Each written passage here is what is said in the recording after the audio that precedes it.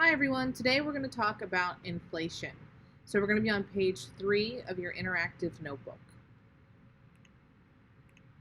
First off, let's talk about what is inflation. Overall, inflation is basically an increase in the price of a good or service over time.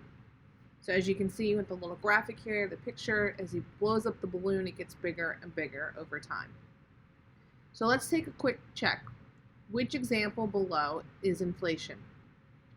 True Religion is having a sale on all of their jeans. The sale price is $15, but next week they'll be back to the normal price of $20.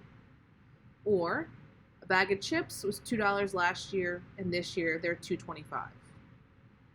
The correct answer is the second option, bag of chips. I'm sure you've all said this to yourself before, whether you've been in the lunch line or at Chick-fil-A or somewhere, and just say, wow, I remember when this cost this much. Or you might remember your grandparents saying, when I was a young whippersnapper in my day, bread cost this much, or whatever. That's basically inflation. So let's watch a quick video that goes through and explains inflation a little bit better than I can.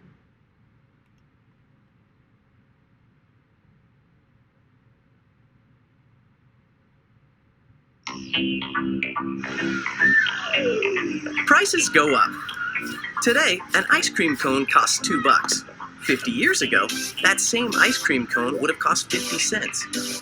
What's the difference? Is it tastier? Bigger? No, it's the same. So why does it cost more today? Inflation. When the price level of goods and services goes up over a period of time, we call that inflation. Inflation makes every dollar you own buy a smaller percentage of a product or service, like a hot dog. In the past, $1 would buy a hot dog. Today, $1 would only buy you half. Same thing for a car or a haircut. Prices can change for many reasons. Inflation is a unique type of price change. To understand inflation, we first need to understand something called price level. Price level is the average of the current price of everything sold in our economy over time. Hot dogs, haircuts, umbrellas, automobiles, essentially anything that's bought or sold with dollars. Economists keep an eye on the price level because they want the purchasing power of your money to stay stable from year to year.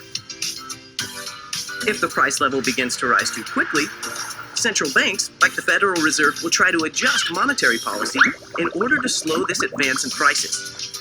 Okay, so an increase in prices is always due to inflation, right?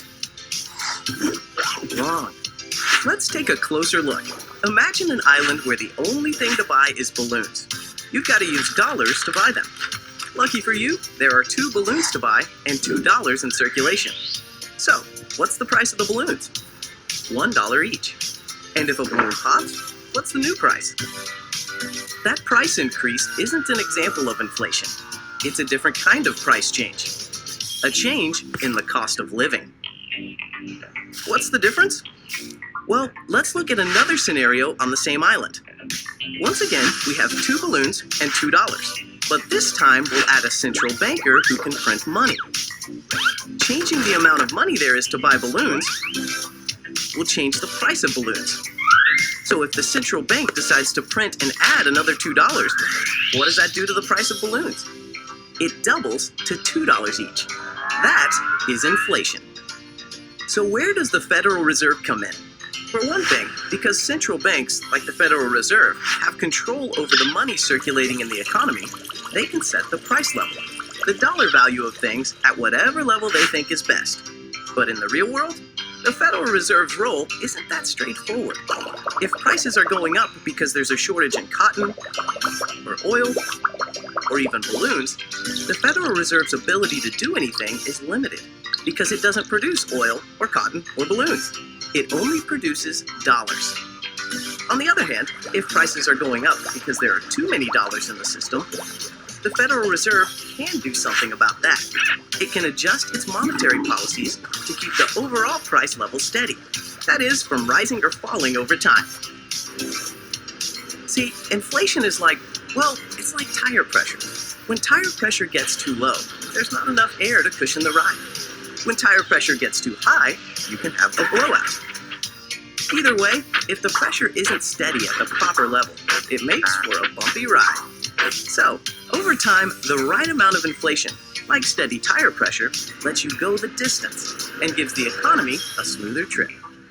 The Federal Reserve keeps an eye on inflation so you can keep your eyes on the road. There's still a lot to learn, so check out the resources on our website at frbatlanta.org for a more in-depth look at inflation and other topics.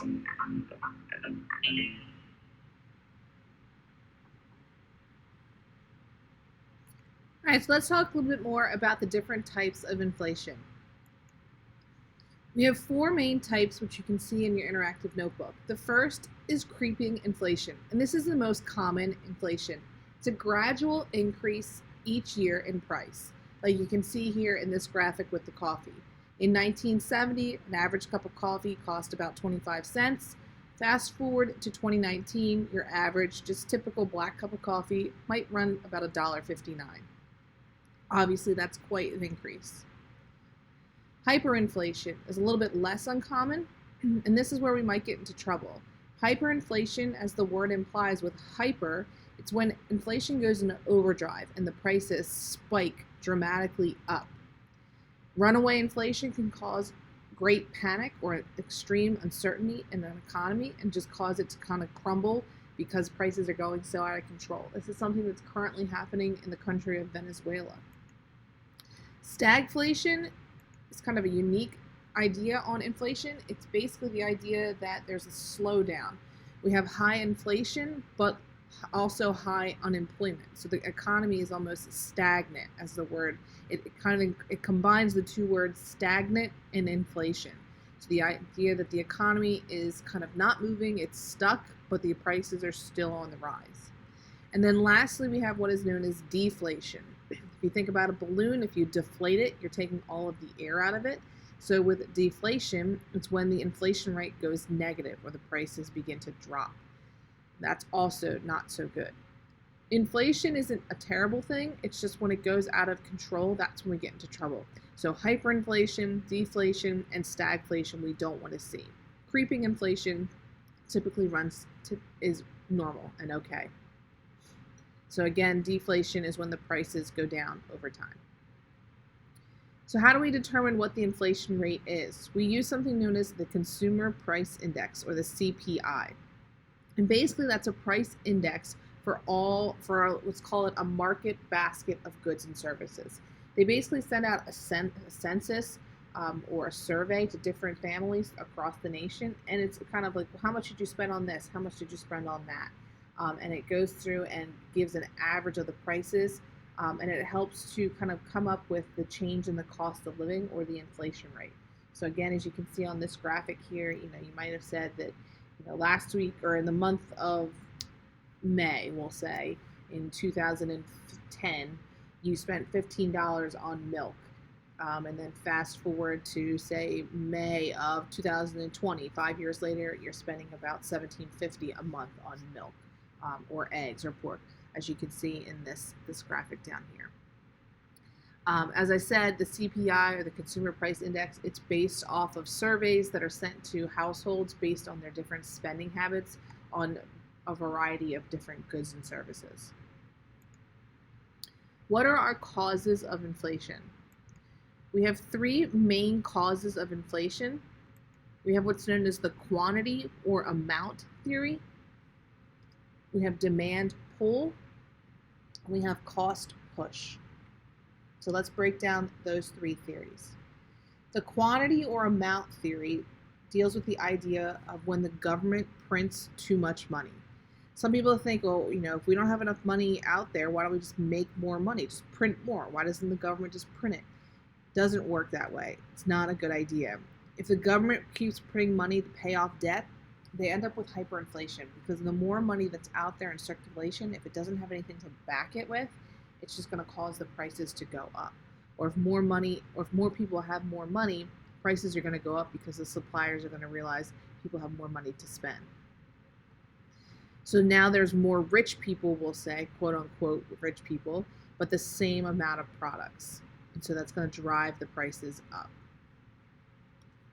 Our next example, or our next cause of inflation, is demand pull theory.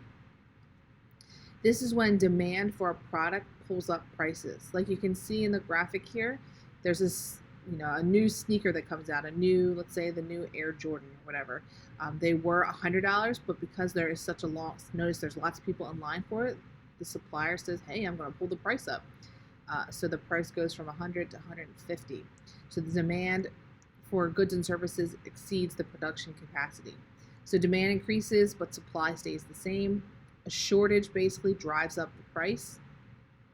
And an overheated economy with out of control spending, but possibly the same amount of goods. So that's going to pull inflation or pull the prices up. Lastly, we have cost push inflation. This is when the higher production costs increase the price of the product. So you can see here the gentleman selling balloons. Helium used to cost $10, now it costs $20. Because of that, he has to raise the price of his balloon from, say, $5 to $10. So he has to factor in the fact that the helium costs more, so the cost of production has increased, so that causes the producer to increase the price for their good. So an example for that, a real life example, would be back when there was Hurricane Katrina. It destroyed a lot of the oil refineries in the Deep South, and that caused gas prices to increase dramatically. So any company that used gas had to increase their price. So think about like airlines. Their airline tickets went up because they had to account for the cost of gas or fuel for the airlines. So these have been our examples of the different types of inflation and what causes inflation. Be sure to enter this into your interactive notebook and then go ahead and complete today's assignments. Thanks for watching.